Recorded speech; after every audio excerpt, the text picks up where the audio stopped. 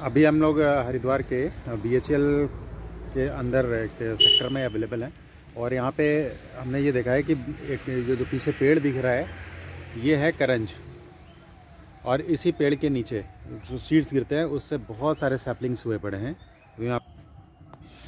मैं इन सैपलिंग्स की बात कर रहा हूँ। चारों तरफ जो ग्रीनरी दिख रही है ये करंज के ही सैपलिंग्स हैं और कुछ तो इस ड्रेन में उगे हुए हैं, ड्रेनेज में। तो यहाँ से अगर हम निकाल के इनको कहीं ढंग से लगा दें तो शायद इनमें ग्रोथ होगी। और शायद क्या, ये मैंने आजमाया हुआ है, इसमें काफ़ी अच्छी ग्रोथ होती है। पहले तो ये थोड़ा शॉक में जाता है, पत्ते गिर जाते हैं इसके, उसके बाद फिर इसमें ग्रोथ काफ़ी अच्छा होता है। पूरे ड्रेनेज में यहाँ से आगे तक हम अगर देखेंगे तो इसके सैपलिंग्स हैं और ये काफ़ी बड़े भी हो गए हैं। जैसे ये तो करीब करीब 1.5-2 फुट का है। मुझे कुछ नहीं करना है, इसको बस निकालना है। मैं अभी इसको, इस सैपलिंग को ध्यान से मैं बड़ी केयर के साथ निकाल रहा हूँ और ये अंदर से निकल गया रूट के साथ। अभी ड्रेन से निकाल करके मैं कहीं और लगा दूंगा, ये पेड़ बन जाएगा।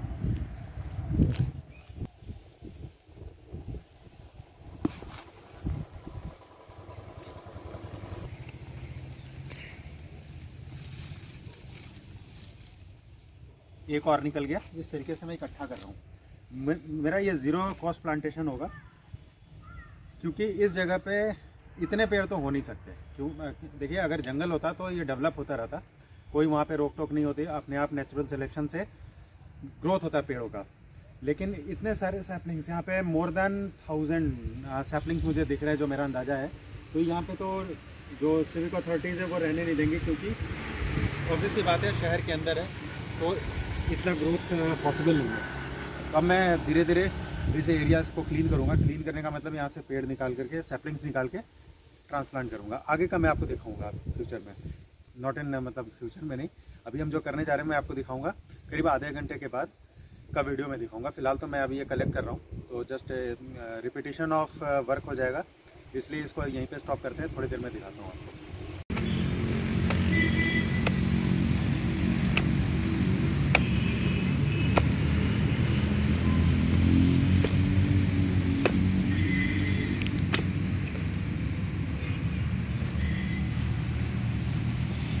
यहाँ पे हमने पहले प्लांटेशन किया था, नीम और पुत्रंजीवक के पेड़ लगाए थे, लेकिन during the course of time वो बचे नहीं। किसी ने अपने एनिवर्सरी पे लगाया था। तो अभी मौसम ठीक है, बारिश की भी संभावना है।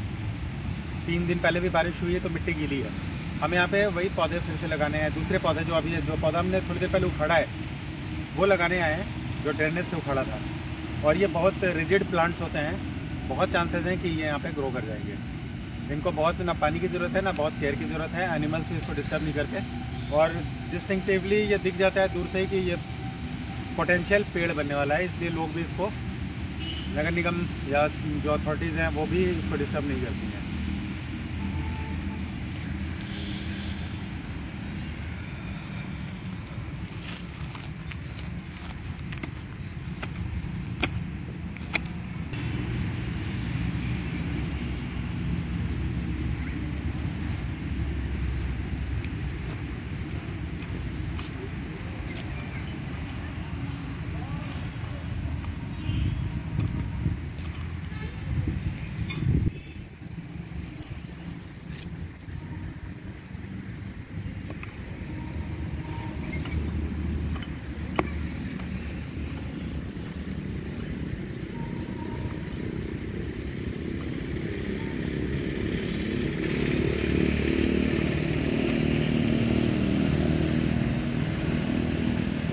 इस तरीके से एक यहाँ पे सैपलिंग लग गया इसी, और हम इसी एरिया में आगे भी लगा देंगे।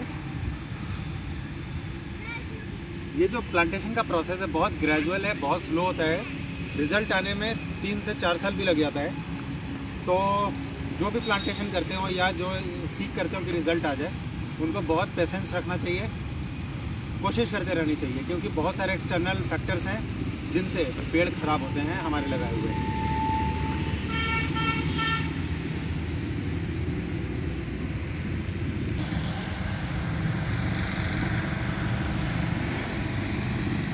इसी तरीके से सैपलिंग्स हम लगाते जा रहे हैं और मेरे साथ आज मेरी वाइफ मीनाक्षी हैं। हम दोनों मिल कर के BHEL का ये मानव संसाधन विकास केंद्र HRDC सेंटर है। इसी के सामने का ये जो पूरा का पूरा बैरन लैंड है, हम इसमें ही आज आए हैं प्लांटेशन करने। तो अभी BHEL HRDC के पास हमने प्लांटेशन किया और अब मेरे पास 4 सैपलिंग और बचे हैं वैसे ही उखाड़े हुए। इसमें एक वाइट सीरीज़ है और 3 करंज के हैं। तो अभी हम लोग आ गए बैरागी कैंप।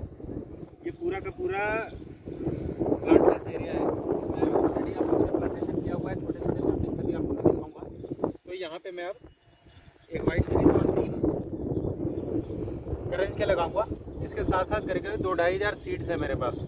अब उन सीड्स को भी यहीं पे डिस्पर्स कर देंगे ताकि अपने आप ही ग्रीनरी फैले।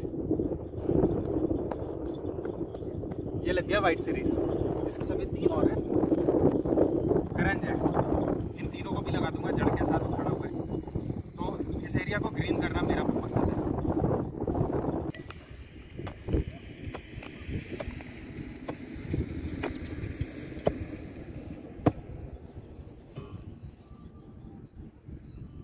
एक यहाँ पे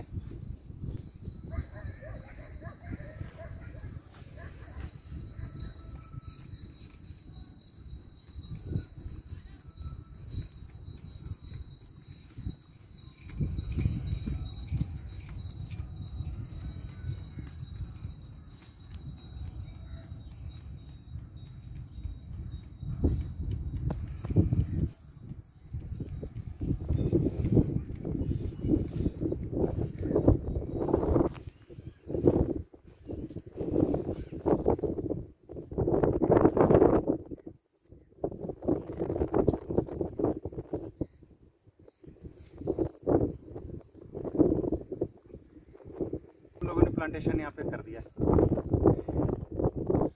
इस तरीके से और भी पौधे लग गए।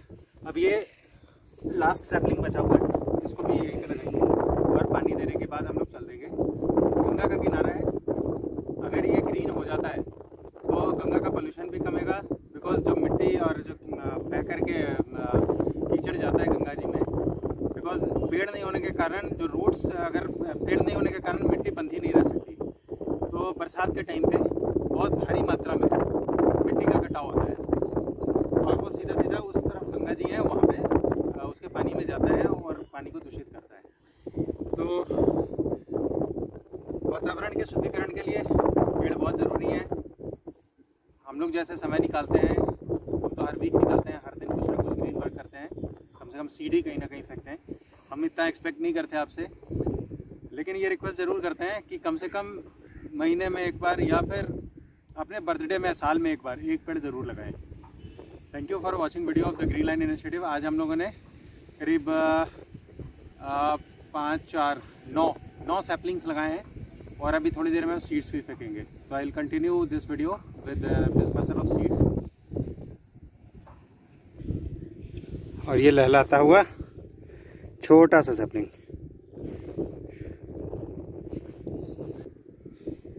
इसके बाद जैसा मैंने आपको बताया था, ये सीड्स हैं, ये है सनाए।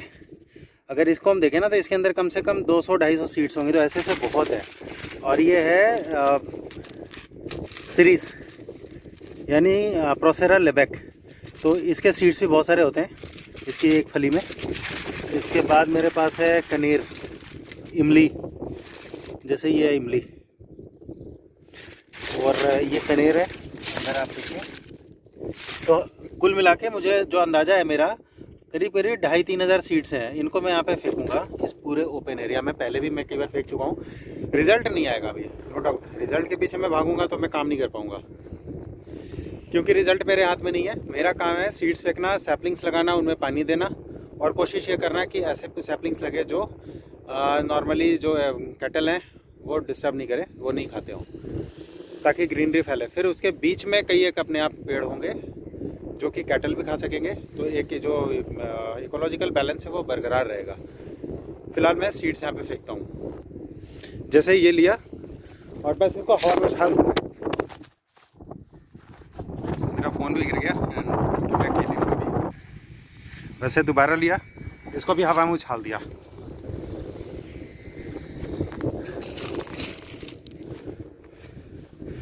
इन 2-2,500 सीड्स में अगर 50 पेड़ भी हो जाते हैं ना, तो वो अपने आप आगे अपनी जनसंख्या बढ़ाएंगे। नो डाउट टाइम टेकिंग है, जैसा मैंने कहा कि रिजल्ट के पीछे भागूंगा तो मैं काम नहीं कर पाऊंगा। और ये फेंक दिया और फेंके सीड्स। समय आने पे अपने आप ये जर्मिनेट होंगे। और मैंने ध्यान रखा है कि एक ही वैरायटी के सीड्स ना हो, क्योंकि एक वैरायटी का अगर सीड ही है तो उससे फिर मोनोफॉरेस्टेशन हो जाएगा यहाँ पे,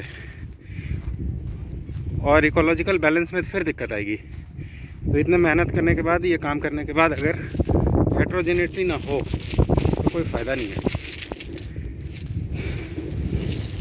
मैं वीडियो पब्लिकेशन के लिए नहीं बना रहा, पब्लिसिटी के लिए नहीं बना रहा। कई लोग कमेंट भी डालते हैं कि जितना आपने पेड़ नहीं लगाया उतना तो वीडियो बना दिया आपने। मेरा मकसद है वीडियो बनाने के पीछे कि जो लोग देखें और अधिक से अधिक मात्रा में प्लांटेशन के लिए लोग मोटिवेट हों। क्योंकि कई बार पढ़ा हुआ, सब पढ़ाई तो सबने की है, पढ़ा हुआ, सुना हुआ, लिखा हुआ ये काम नहीं आता। कई बार देखा हुआ, जो हमारी आंखें देखती हैं, वो सबसे ज़्यादा हमारे दिमाग में असर होता है उसका। तो जो हमारा देखा हुआ है, यानी जो हमारी दृष्टि की ज्ञान इंद्रिय है, उसका असर बहुत होता है हमारे ऊपर, हमारे दिमाग के ऊपर। तो मैं आपसे आग्रह करूंगा कि अधिक से अधिक मात्रा में पेड़ लगाएं। भले ही वीडियो थोड़ा लंबा हो गया है, लेकिन कोई बात नहीं, not at the cost of publicity, but I want कि अधिक से अधिक मात्रा में लोग प्लांटेशन करें, इसलिए मैं ये वीडियो बनाया है। Thank you for watching the video of the green line initiative. थोड़े से और सीड्स रह गए हैं, वो मैं फेंक देता हूँ और इनमें पानी डाल दूँगा जो सैपलिंग्स है मेरे। Keep doing plantation.